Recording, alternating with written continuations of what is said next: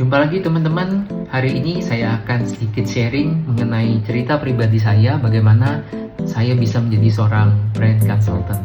Yuk kita sharing bareng-bareng. Cerita ini berawal di tahun 2020 teman-teman, pada saat pandemi. Bisnis saya sudah cukup lama berdiri, namun kita lebih fokus di brand identity atau pembuatan desain. Di tahun 2020 kami mendapatkan sebuah project secara holistik, pengerjaan dari awal pembuatan logo hingga sampai implementasi seluruh pekerjaannya. Nah, di sana business owner ini mengajak saya untuk berdiskusi terkait dengan strategi launching dari brand ini.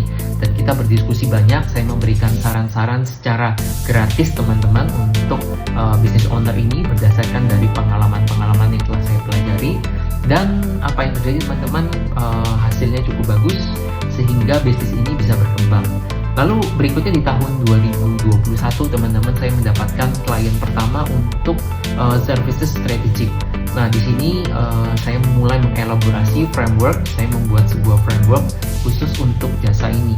Ya. Nah, lalu setelah selesai di tahun 2022 kontrak saya, lalu di tahun 2022 saya mulai memasuki pitching yang berkaitan dengan strategik. Ya, saya ikut beberapa pitching yang memang basisnya adalah strategi dan eksekusi secara desain. Ada bagaimana problem-problem yang mereka hadapi dan strategi branding apa yang harus dilakukan untuk men-solve problem-problem mereka. Nah, itu tahun 2022 teman-teman.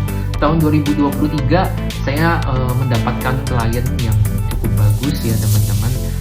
Klien yang dalam bidang properti. Di sini kita membuat branding strategic dan juga identity-nya. Tahun 2023 saya juga update framework. Jadi frameworknya saya update menjadi lebih compact, lebih simple dan lebih mudah dipahami.